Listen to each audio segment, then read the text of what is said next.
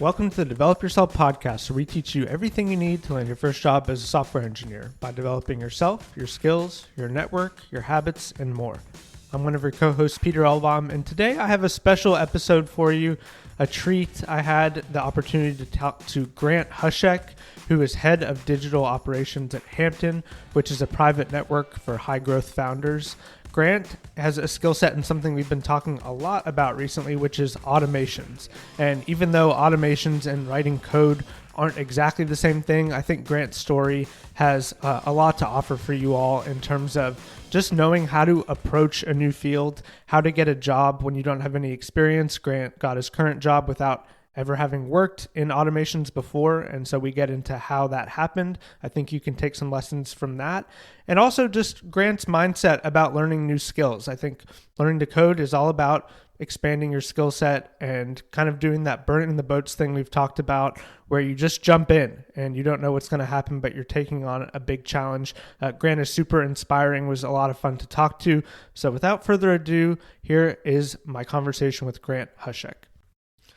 Grant, welcome to the Develop Yourself podcast. Thank you so much. Could you?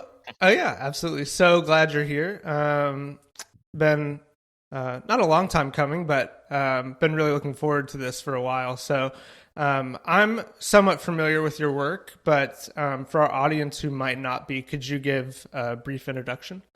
Yeah, absolutely. So my name's Grant. I do automations for a company called Hampton, which is a community of founders, startup founders, CEOs, and owners of businesses that are doing at least $1 million in revenue. It's a community that exists largely online and also in person. And what I do is automate as much as humanly possible in all of our daily, weekly, monthly processes. So trying to keep a very small team operating at the size of a large organization is really my North Star metric. Yeah, that's great. And we'll get into the nuts and bolts of that.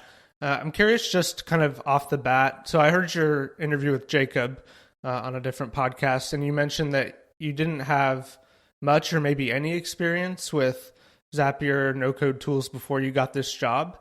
Something we talk a lot about on this podcast is just mindset and how to grow, how to learn. And so I'm curious where the confidence came from to accept this job and kind of believe that you could figure it out. Yeah, that's a fun question. I think it's a lot of upon reflection. Like I've just always loved reading manuals, and like it sounds like a nerdy thing, but I always got used to reading complicated engineering documentation when I was doing research, my degree, and I've always liked reading the manual for like the new iPhone releases. So very nerdy thing, but that translates well to just picking up new knowledge quickly. And so when it came to this opportunity at Hampton, I knew that I wanted to work in startups. I'd known that for a couple of years, and I really admired both the founders of the company, Sam Parr and Joe Spicer. So I knew that this opportunity was one I couldn't really let pass up without giving it my best shot. And so when they said, we need someone that knows how to use Zapier, I said, well, I've always wanted to learn that, which was true, but I really had no legs to stand on, and yeah, we just dove straight into the community, the documentation on how the connections work. And I think that I was fortunate that the logic of Zapier and no code just jives really well in my head. So I picked it up fairly quickly, and then it's just been, climbing the learning curve from there. Yeah, that's awesome. I love like the just mentality to figure stuff out. That's kind of something that we're always encouraging students to do. Just kind of trying to reiterate how valuable it is to learn by doing. So love the willingness there. Curious, just like from a tasking perspective, at the beginning, did they kind of have a backlog built out for you, or were you also trying to figure out what to work on at the same time?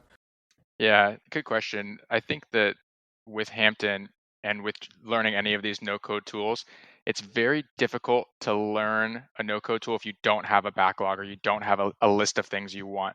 So anytime someone asks me, like, how do I learn these things?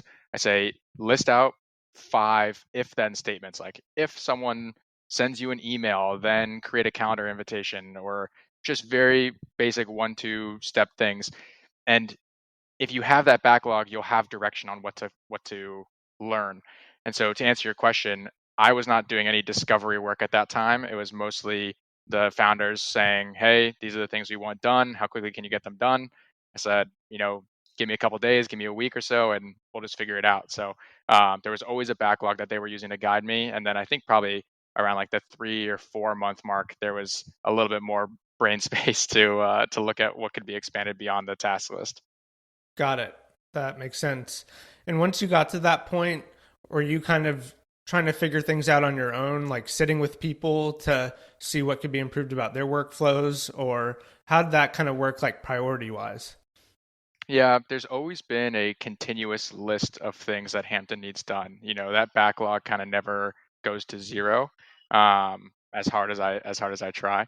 But I think that the ride along calls where I get put into a meeting that maybe I'm not supposed to, I shouldn't be in, or not, that sounds bad, but like a meeting that I normally wouldn't sit in on. I get to sit in on those and hear what's the conversation like, fly on the wall type of situation. And then I go to the team afterwards and I say, hey, I think that this thing could be improved as you build out this process. A really good example of that is like event planning at Hampton. I don't touch event planning at all, but I sat on the call with the vendor that's helping us plan some retreats. And then afterwards, I told my team, like, hey, I think that this is something that we could automate or at least make simpler when we connect Stripe to a Typeform or something like that. Yeah, that makes sense. I'm curious, given that I assume you're the only automation expert at the company. Something I've observed in a lot of different roles is just that when there's a person that's the only one of something, that you can get pulled in a lot of different directions. So I'm curious, from a kind of prioritization perspective, are people trying to get you to automate things for them, or is there kind of one person that's over prioritizing your tasks? So the CEO of Hampton is the one that sits down with me, and weekly we go through the list and say, all right, this is higher priority than the other thing. But I'll definitely get messages from other people on the team saying, hey, uh, this is not working correctly, or can we potentially add this field here, or maybe just one-off little connectors, and those things I'll kind of just throw in left and right as needed. So the bigger infrastructure tasks, I have a very simple to-do list of backlog, in progress, and done. And once a week we prioritize the backlog. And then if someone comes to me and says I need this thing done quickly, I kind of bust it out. If it's something that I think it could be an hour or two, I'll knock those things out for people. Got it. Okay, that makes sense. Um, I'm curious about. So obviously, we teach people the code, and there's that's somewhat of a different skill set, but it also overlaps with knowing automation. So, what do you think the value is for someone who does know how to code of potentially learning some Zapier, some Airtable as well? Interesting question. If someone knew how to code and knew how to use the APIs and the webhooks, most of the people that I've actually talked to, Jacob included, would say host your webhooks outside of Zapier and outside of Make, because those tools, those platforms will are higher have a higher likelihood of letting you down. So if you know how to make the connections and be that kind of digital plumber without these platforms, then maybe it isn't the best use of your time to learn how you're to not downskill, but to go down the learning curve, I guess is how I would put it. Like the best way to onboard into coding from my perspective, at least for the way my brain works, is to go Zapier and then Make and then APIs and then process mining and so on.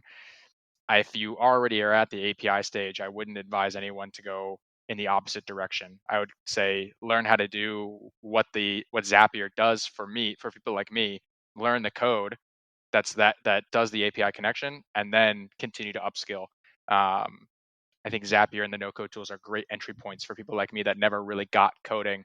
I tried 3 languages and nothing stuck. So I'm definitely a big advocate of using this as a gateway for people. Yeah, that makes complete sense to me, I think. In terms of it being a gateway, can you think of certain things, maybe not that would apply to everybody, but examples of things that would be good to start? Let's say work or personal life. Does anything come to mind? Yeah, I think, you know, a complex one that can be simplified is using a ChatGPT step which is also fun to play with prompt engineering, but using ChatGPT and your email just to label your emails as they come in. So it's a very low risk, low harm thing because labeling doesn't send any emails back. It doesn't do anything like that. But you can have a workflow that upon email reception, you can have ChatGPT read it and then output a label based on what you're interested in. Maybe it's immediately reply or marketing or whatever it is, and then label that and just let it sit in your inbox. And that can be a very nice way to get used to both prompt engineering and the workflow of setting up a trigger and an action. So I think that's an easy one that people can start to play with and get a lot of learning in a first stab from a personal perspective. Yeah, that's great. I think I could definitely do a lot more with my inbox. It's looking a little messy at the moment. So that's great. Switching gears a little bit, I'm curious in terms of what the work you've done so far, if there's anything that really stands out as something you're most proud of, maybe because it was the most challenging or it took a lot of figuring stuff out. I find that the problems and projects I'm most proud of are usually also the most challenging. So looking back over the past, it's been a year or so you've been at Hampton. Mm-hmm. What are you most proud of? I think the general infrastructure between Airtable, Zapier, and HubSpot is something that I'm happy to look back on because we currently have two CRM systems that do very different things. Hampton uses a traditional CRM like HubSpot to track email traffic, send emails, lifecycle stages, and so on. But Airtable has a very unique property in the way that the bases are structured in the tables for us to track applications into interviews, into membership, into core groups that HubSpot could do, but is not as user friendly. And so the fact that we have essentially two CRMs that don't have native integrations with each other to this extent, and anything that happens in Airtable gets reflected in HubSpot and vice versa, that makes me happy to always maintain and make sure that that's running smoothly because we know that we have information parity across two systems, and data integrity is so important when you're running a system like that. So I'm very happy about that one. Yeah, you bring up a good point, which is it sounds like you have two sources of truth. How do you think about I guess maybe it sounds like that's just how it is, but how do you think about like prioritizing a source of truth and data integrity in general? Do you guys kind of prioritize those things as well, or is the idea kind of like everything needs to be perfect even if there's duplicate data? It's challenging. Having two sources of truth on the customer side, the CRM side, is definitely a concern. But when we think about someone's experience getting into Hampton, we want to know what the data was about their interview and their application and their membership, and that information is better found in Airtable for us. Whereas HubSpot serves the purpose of email service provider, or at least conduit for email service. And so for that reason, we do have in that way one single source of truth. But when I think about technical debt, and this is something that goes across every company, you know, we have data living in Slack, we have data living in Stripe, we have it in HubSpot, Airtable, our own portal that's hosted on Bubble. I definitely believe, and it's a shared vision with the leadership of the company, that we will eventually move to a Snowflake or a different SQL database that can host all these different places, all these different things, and start to get a much more holistic 360-degree view of what a member's experience is, from their engagement in our community to the events that they attend in person and online, whether they're receiving emails, responding to emails, logging into our portal. All that stuff could be hosted in one spot, and that's when we really get a single source of truth. So it's a matter of, like, right now everyone's comfortable with the current process. It accomplishes all of our needs, but when we really want to scale this to a proper data analyst team and a renewals team, right, for a membership, we're going to need something that's a lot more robust, and that's probably where we'll head in the future. Yeah, that makes sense. I think obviously everyone wants there to be one source of truth ultimately. So that checks out. I'm curious, are you the main technical resource? Like, would you be super involved in that migration to Snowflake, or are there other people that are kind of also on the software side? Or how do you envision that going? Yeah, so we have our de facto CTO, co-founder, Joe Spicer, who definitely has that experience and the been there, done that mentality and knowledge. And then we recently hired on a new head of product that would also oversee that process.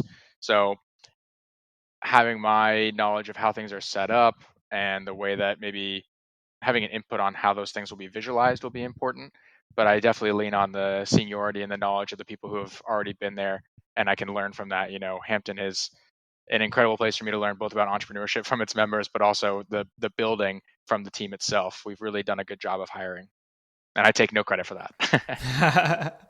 Well, you're surely playing a very valuable part. I'm curious on that note, what would you say the main takeaways have been? I know you originally were connected because you wanted to be part of the community, you're into entrepreneurship. What have you learned just from observing people operating at a really high caliber? Respect for time, 100%. I mean, that's really it's amazing that these people spend time in Slack helping each other, and they're as giving as they are. There's no sense of competitive negative competition. Everyone is playing a positive sum game at Hampton, which I really admire. But it's the respect for time that people say, you know, it would be better for me to potentially take an Uber in more circumstances so that I could respond to other calls, or I would, I've seen a tweet that got demolished, but it was like, I would rather take a flight 30 minutes for $5,000 than drive in a car for 2.5 hours, and save that money.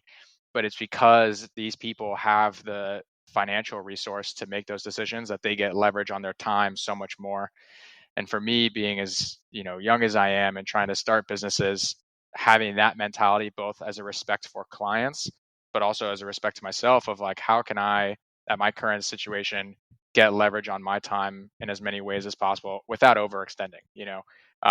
That's been a huge takeaway and probably the most valuable thing that I've learned from these people. Yeah, that makes sense. It's kind of goes back to that concept of your personal hourly rate, and I imagine for these people, theirs is just really high. And so when you get to that point, some of those decisions do start to make sense. So super interesting. On And the I'll add, note, yeah, I'm just going to add really quick the book recommendations as well. Surface level, these people read a ton, but some of the book recommendations, and one that I'll mention along this thread is like this book called Buy Back Your Time by Dan Martell, I believe. I'm halfway through it, and just the baseline philosophy of not hiring to grow, but hiring just to get your time back to do what you're best at, your zone of genius, your high leverage thing that only you can do, really makes me think about how I can expand my capability through other people.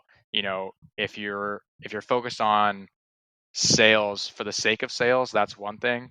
But if you hate sales and you're not that good at it and you want that time back, that's when you would want to get a salesperson. Or if I'm horrible at designing, I would never spend time in Canva. So one of the first things I would want to do is get someone in that can do design work for me.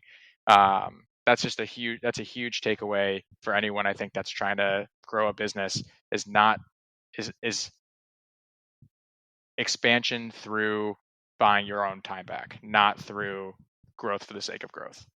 yeah, that makes sense. My co-host Aaron has mentioned a few times this book, whose the title of it is escaping me, but basically it has this quadrant where it's like one side is what you like, not like, and the other is good, not good at, and you kind of want to be in that like and good at quadrant. So Hmm. hiring to prioritize that would definitely make sense to me. I'm curious on the like personal entrepreneurship front.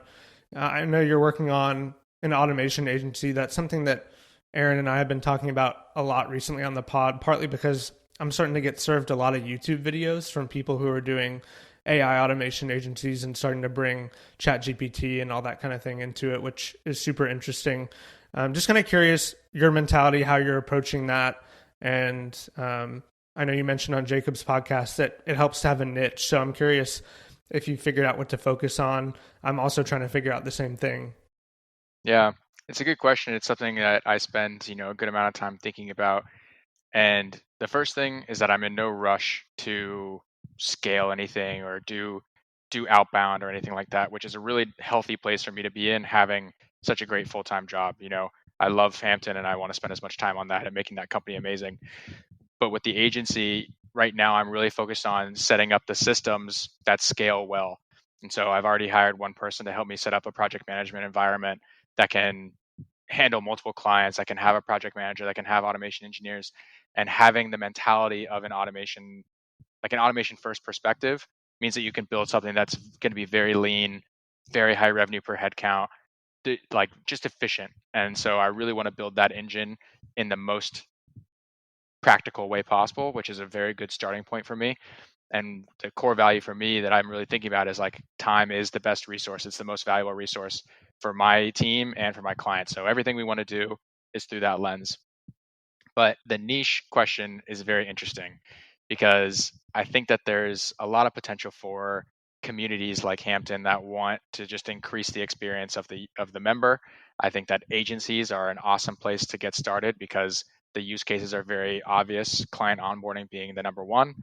There's SaaS tools that just want easier connectivity between their tools because they're focused on product and marketing and maybe not the admin stuff. So you can have overseas talent, you can have in-state talent, or you could just automate a ton of that. So I'm looking at those three right now, staying away from D2C, staying away from e-com. It's just not my lane. But I think there's a lot of power in there. And honestly, my back pocket secret plan right now is if I can get automation really humming and be very good at that, I would love to go up market to the Fortune 1000s of the world, to the local governments of the United States, and do the process mining level of service. Automation is the foundation. It's how you make the improvements, but how do you know what to improve in a company that's got 50,000 employees? That's where process mining comes in. And I worked at this company called Celonis for 5 months as an intern, and I got to see really the whole life cycle of pre-sales to post-sales and how they interview, how they consult, how they build. And then they bought Make. So like they have the whole product suite now. And I think that if I spend my time getting my certification again, getting expert level at process mining, and then going to the government, the local government, the city of Phoenix where I'm from, that would be the most fulfilling thing for me to help that that government branch get efficient. But going to those or going to the Fortune 1000 and saying, hey, these are your processes that are inefficient. This is what it looks like on a map. I didn't build this. The software did. It's trusted. Other companies are using it. And then you'll hire this automation agency to build it for you. And then you've got the full life cycle. I think that that's something that's going to be really powerful for a lot of people going forward, that if you can upmarket appropriately, you're in a good shape. But you really have to master the fundamentals of automation and then recertify and then upskill and continually have that mentality of like, I'm going to read the manual, I'm going to get in the community, and I'm just going to learn. I'm fairly good at that so far, so I would like to really push that limit. Yeah, that's great. And I think that makes a lot of sense where you can automate stuff, you have the skills, but picking the right thing to actually automate is a huge part of the puzzle. I'm curious, just kind of spitballing theoretically, what that might look like, because that's the more time intensive part of the process, right? And so at a big Fortune 100, it couldn't just be you doing that. What would that look like in your mind? It's a very good question. The system of getting their foot in the door at these Fortune 1000s, Fortune 100s is very difficult. I took a pretty lengthy course on B2B sales, and getting to the CEO stakeholder to invest in this type of thing is challenging. Like B2B software at that scale is extremely long. The sales cycles are extremely difficult. So it can't be just me. You need to have trained killers that are in the sales world to close those deals. But I really believe that if you have people who are either willing to be trained or willing to learn on their own in other countries that can do the process query language, which is the derivative of SQL, you can have them doing PQL, and you have people who are able to close those deals. Right now in my automation agency, I'm the face of the sales and the marketing, and I'm happy doing that. But when you get up to that level, it's not a one-man band, it's an army. That's why B2B tech sales requires 16 VPs and God knows how many directors. It takes a lot of people. So that's where the niche becomes really important. I'm in the learning phase, the cast the wide net, increase the surface area for luck type of mentality. And when we get to the point where we're looking for bigger fish, that's where, you go for the harpoon that's just local governments or just D2C companies that are about to go public. That's where you need to get much more specific. Yeah, that makes sense. Super interesting. Curious, just something random that occurred to me when we were talking about niches. It seems like you could also potentially niche down on specific products or types of software. And we also use HubSpot, and I find it kind of confusing. So just kind of curious, like what your mentality is like when you're not only having to create an automation, but there's kind of a steep learning curve for the underlying software. Has that approach been similar to just kind of reading the manual, figuring it out? What's your mentality there? I love the idea of someone saying, I've used this software once in my life and I'm going to become an expert in it. So whether that's Airtable, whether that's HubSpot, whether that's Close. So I actually am working with a client on a new CRM called Close. Love the product, very lightweight, very affordable compared to HubSpot, great for B2B sales. I think that if you're using that, if you find a product you really love, one, you can always become a partner and get a cut of anyone that you bring to it. But two, and I actually had a guy come up to me on LinkedIn and said, I want to get better at revenue operations. What can I do? I said, okay, let's go and look up the top 5 RevOps companies. And so I Googled them, I sent a screenshot, I said, this number 3 looks fine. If you go into built with and you find all the companies that are built with this company with this software, and you spend 1 month, 2 months, however long, setting up a fake company at the very minimum amount of money, maybe it's your own company, but you choose one that you really like or that you've used in the past, you become an expert in it, top to bottom, you find all the features, you talk to the product team. Like I've already talked to the product team at Close. Great people, very helpful. Maybe get on the beta list of new features. Then you go with that knowledge and you say, hey, I'm a HubSpot expert. I am a Close expert. And I know you're using this software because I found it on Built With. That's the only thing that they do. You can string together a pretty convincing argument. And whether you have no clients or 5 clients, it's the same pitch of, I've spent the time to do this to clean your system up. And when you have a clean system, you work more efficiently, revenue per headcount goes up. I think that's really the North Star metric that everyone should be focusing on right now, because with the economy, no one really knows whether we're in a great cycle or a bad cycle, yield curve inversion, who knows? But if you can focus on getting the most out of your employees without obviously any moral compromises, you've got a really good setup on your hands. So I think more bottom line priority right now. Yeah, that makes sense. And I love the idea of using Built With as a prospecting tool. I use it all the time, just out of curiosity as a technologist to see what people are using. But that's not a use case that it occurred to me. So I love that. That's great. I had a Yeah, I'll add real quick. I had a buddy who strung together Apollo, Built With, Airtable, and I think SendGrid as his email service provider. And he found a way to find all the companies in Built With, pull all their information from the Apollo API, put it into Airtable, and send those director level and up people emails automatically. And so I agree. I've used Built With as a curious mind, poking around people's websites, trying to duplicate things. But I think its commercial application is not for people like us because we're not paying. It's really for the people that are like, hey, you're using Intercom. You should be using this tool because we plug into Intercom and we make Intercom better. That's the commercial application. So for someone who's independent and wants to be scrappy, I think that's the best way to go about it. I've got another buddy that wants to become an Airtable expert. I think he's going to do something very similar.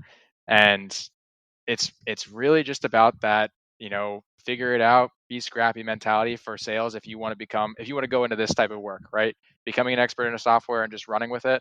I think that's the best way to do it, is just find those little pieces that you can wedge into and then open up a market. Yeah, I love it. That's super inspiring.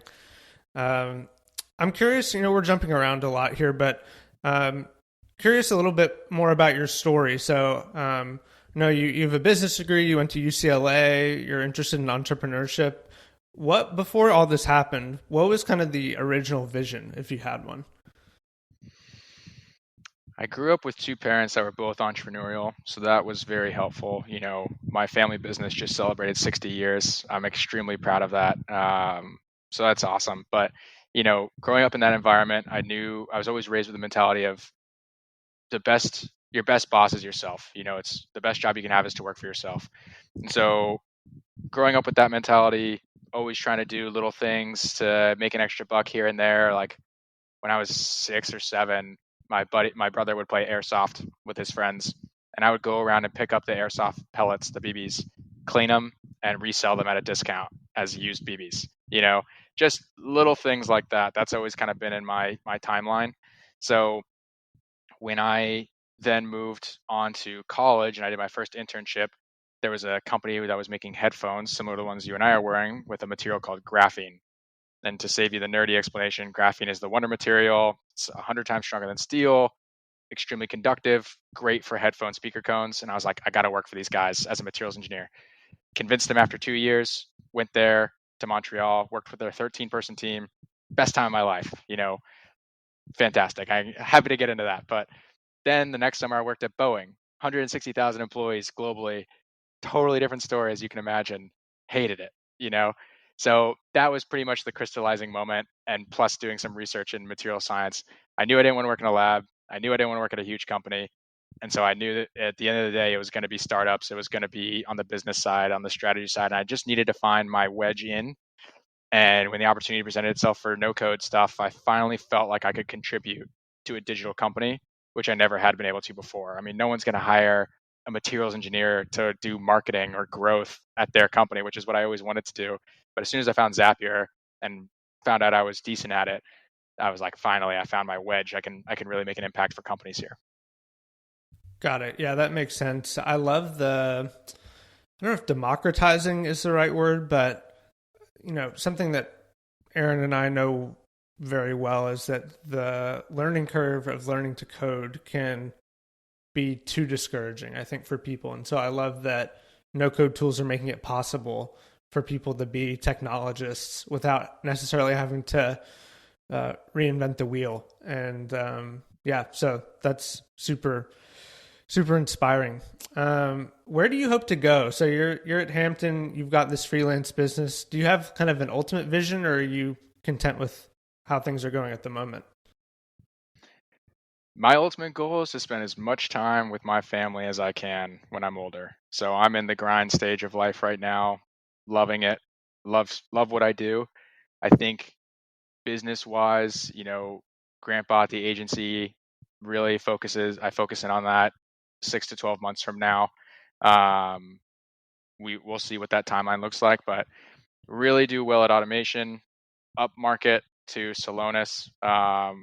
Their process mining software, upskill to RPAs from UiPath. That's where I see, and anyone else that wants to compete in that arena, I want to be able to provide those things for companies at the much larger scale, the bigger tickets, and then funnel the automation work back to GrantBot. So whether that is me setting up like Holdco is very hot right now, but like whether I'm setting up my automation agency to eventually have someone else be an operator, that's definitely a goal of mine. But I want to continue to upskill, continue reading manuals, continue getting certifications so that I can build out a larger organization, have the bigger ticket fish, and eventually, watch those things run autonomously. I really don't want to think about having a job. I want to have a business, and I want to take all the learnings from Hampton about that concept, pair it with automation, and then scale that in the most efficient way possible so that I can be ultimately a kick-ass dad. That's the goal. Yeah, that's awesome. That's a big inspiration for me as well. That Aaron and I talk about a lot is like the point of all this isn't just, freedom for its own sake or money for its own sake, but family's really big for us as well. So Totally. love hearing that. And that I don't know, I think seeing that you're making progress on the way to something that you want to achieve is also just super fun. So that's great. I'll add Yeah. real quick that the skill that I've really tried to develop over the last couple of years has been this concept of just long-term patience. Super easy to visualize, delaying gratification, whatever frame you want to put on it. But I did 2 years of long distance international with my now fiance, and that's incredibly difficult. And so now I'm at this point where I know that I could do that. I want to raise a stellar agency that can scale to the Fortune 100s, and I get to fly around and meet CEOs, shake hands, kiss babies, and do all that good stuff. But I'm okay putting in this really intense groundwork now that scales beautifully over the next 2 to 3 years, that allows me to be known for this work, that can get a good operator in, and then move to the next certification. And kind of every time you climb that ladder, you need to fully fire yourself from the previous company. And that's really where I see my 5 to 10 year route, so that in the 10 years I get to have the best time ever. So it's a very important thing that I've been trying to work on, is just this idea of knowing what the goal is. And I'm 25, I'm not having a kid anytime soon, but that's what I want, that's what I see myself doing. And it can be extended to fitness, it can be extended to work, but getting what's the expression, like, don't get lost amongst the trees in the forest, or whatever that one is. I think that it applies well here, of not getting lost in what's going on right now, and having the big picture perspective. Yeah, it reminds me of another saying. What's it? Impatience with action, patience with results. So sounds like kind of that thing. Hmm. But yeah, that's, I think, super important to keep in mind. Grant, anything you might have wanted to discuss that we haven't hit on? Hmm. I think for anyone that's listening, that looking at your listeners, they're obviously interested in coding. For me, like I mentioned earlier, I tried 3 different coding languages. I nearly didn't make it past, like, I had to do coding to graduate, and I nearly failed. It was quite difficult. But as someone I tell people I'm allergic to coding, there is a route for you to be impactful at companies now through these no code tools. I think it's phenomenal, the accessibility that we all have, as you said, the democratization of being a technologist, or just making an impact, whether it's your own ideas, your own MVPs. Like, I do this automation agency work. I love it. I have an idea for a SaaS company that I am so excited to build, but I know it's not the priority right now. But it's like, I can now visualize those things being built because I have the foundational knowledge in no code that will allow me to do that. And that's a very crazy thing that I did not have 12 months ago. So all this to say, listeners, if you really suck at coding like I did, and it's okay to say that, you have other options. And I think that's a very empowering thing, because not everyone's brains work like that. And many hats off to the people who get coding, and you're super impactful, and I love it. But for the rest of us, there are options. So hope that that's encouraging. Yeah, it's a good point, and I think, like, what, even if you are set on being a software engineer, like, when I decided I wanted to do this, I didn't really realize most of what this comes down to is sending data and retrieving data. And at the end of the day, you can do that through writing your own code or through leveraging APIs and things that other people have already done. So I think the goal is more or less the same. It's just kind of the means are a little bit different. But I love that perspective. And like we mentioned, like, just doing this is a lot more accessible now. And I think that's a good thing ultimately. Um, Grant, any last words of advice for folks before we wrap up? Just try to get in, try to get your feet wet.